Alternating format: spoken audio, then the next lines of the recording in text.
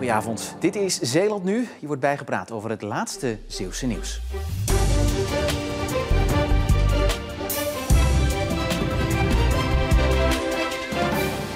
Wat is het nou meer een achterlijk idee dan tegen de wind in gaan fietsen voor je plezier? Dat is toch mooi? De Oosterscheldekering, een oma-fiets en snoeiharde tegenwind. Dat zijn de ingrediënten van het NK tegenwindfietsen. Hoe sterk is de eenzame fietser die kromgebogen over zijn stuur tegen de wind zichzelf een weg baant. 300 deelnemers gingen die eenzame uitdaging aan. Stuk voor stuk vertrokken ze om de winderige tocht over de kering af te leggen. We komen hier volledig voorbereid naartoe, vergelijken met de rest. Ja, dat kan alleen maar een recept zijn voor succes. Jij dacht, ik ga voor de spijkerbroek. Ja, ik had niet echt iets anders. Het is de eerste keer. Ik ben door deze gozer en deze gozer ben ik uitgenodigd. En we gaan er een toptocht van maken. Verstand op nul en alles uit de benen. De vorige editie konden die benen niet laten zien wat ze in huis hebben. Het NK werd toen afgeblazen wegens te veel wind.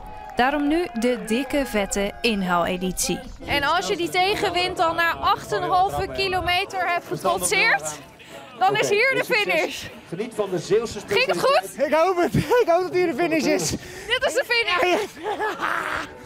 I made it, baby. Hoe ging het? Lekker. I like it. Hollandse gekheid. Vind ik heerlijk. Natuurlijk krijgen ze applaus. En zo voelt dat dan? Rotary Club Schouwen-Duiveland bezorgt vandaag bestelde kerstbomen voor het goede doel. Van het opgebrachte geld worden Sinterklaas en kerstcadeautjes gekocht voor kinderen van bezoekers van de voedselbank. Ze hebben ruim 200 bomen verkocht en al veel kinderen blij kunnen maken. Eigenlijk meer dan 100 kinderen. En we zien dat aantal helaas ook steeds groeien. Dus dat betekent dat we meer bomen moeten verkopen, zodat we iedereen ook blij kunnen blijven maken. Zo, de knetter! Zo, die zat echt strak. Gelukkig weten veel mensen van de actie af. Saskia Versteeg uit Zierikzee is vaste klant. Omdat ze toch ieder jaar weer een goed doel eraan verbinden.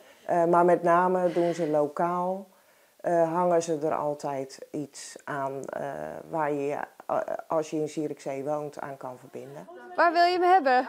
De vrijwilligers doen dit al 14 jaar en zijn van plan het te blijven doen. De bomen worden na kerst ook weer keurig opgehaald als mensen dat willen. Oh, kijk.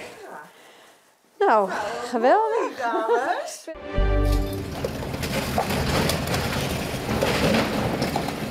In Terneuzen zijn de voormalige sluiswachterhuisjes gesloopt. Decennia lang waren de huisjes een herkenbaar en vertrouwd beeld bij de entree van de stad. De laatste tijd was het beeld minder florisant. Aan onderhoud werd bijna niks meer gedaan, aangezien ze op de nominatie voor de sloop kwamen te staan. Omdat door strengere veiligheidseisen wonen hier niet meer is toegestaan. Ze staan ook binnen de gevarenzone van de Oostsluis. Dus als er een schip met gevaarlijke stoffen door de Oostsluis vaart, vallen ze binnen de gevarenzone. Dus dan mag je eigenlijk niet wonen. De huisjes zijn in de jaren 60 speciaal gebouwd voor sluiswachters die op het toen gloednieuwe sluizencomplex kwamen te werken. Ze zijn 60 jaar gebruikt, maar op een gegeven moment vonden we het niet meer nodig dat de sluiswachter gelijk naast de sluis woonde. Hij mocht ook ergens anders wonen. Toen zijn de huisjes verkocht en zijn de afgelopen jaren gewoon bewoond geweest. Totdat wij begonnen hier met het project. Tijdens de bouw van de nieuwe sluis werden de huisjes gebruikt als huisvesting voor arbeidsmigranten die bij de bouw betrokken waren. Op de plek van de huisjes komt geen nieuwe bebouwing, maar een grasveld. Niet alleen vanwege de veiligheid, maar ook om een vrij uitzicht over het nieuwe sluizencomplex te houden. De Zeeuwse klassieker in de derde divisie van het amateurvoetbal is gewonnen door Hoek.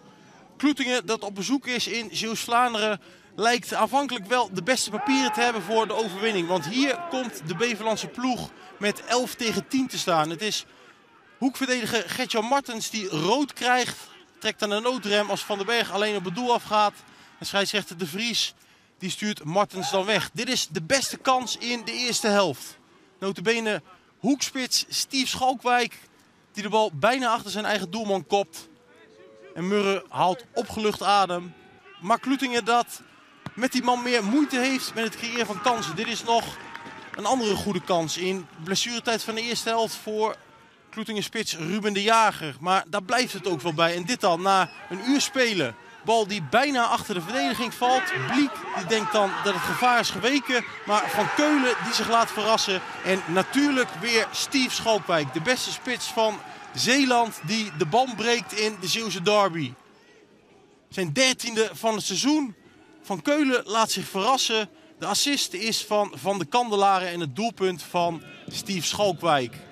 Kloetingen dan, ondanks die man meer, moeite met het creëren van kansen. Vanuit de draai hier geschoten door een invaller, Dilendro Panka.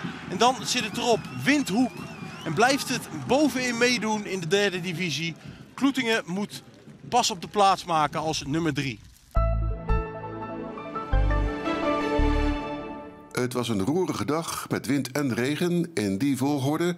En het stormde dan wel niet, maar er was toch vaak windkracht 7 aan zee. Met windstoten tot rond de 80 km per uur. En landinwaarts tot rond de 60 km per uur. En in de loop van vanmiddag kwam er ook nog eens een regenfront van zee. Waar we ook vanavond mee te maken hebben. En ook vannacht valt er nog vaak regen of motregen. Met een matige tot krachtige noordenwind dan. En een temperatuur die verder zakt naar 6 à 7 graden. Morgen maakt de ochtend nog kans op een beetje regen of motregen, maar dat trekt naar België weg. En morgenmiddag en morgenavond is het vrijwel droog, met nog vrij veel wolkenvelden, maar ook een paar opklaringen. Er is dan windkracht 3 tot 5 uit het noordoosten en de maximumtemperatuur is morgen ongeveer 8 graden. Maandag is het maar 6 graden, met windkracht 4 tot 6. En daarna is het overdag een graad of 5, maar er komt rond het midden van de week wel weer meer zon.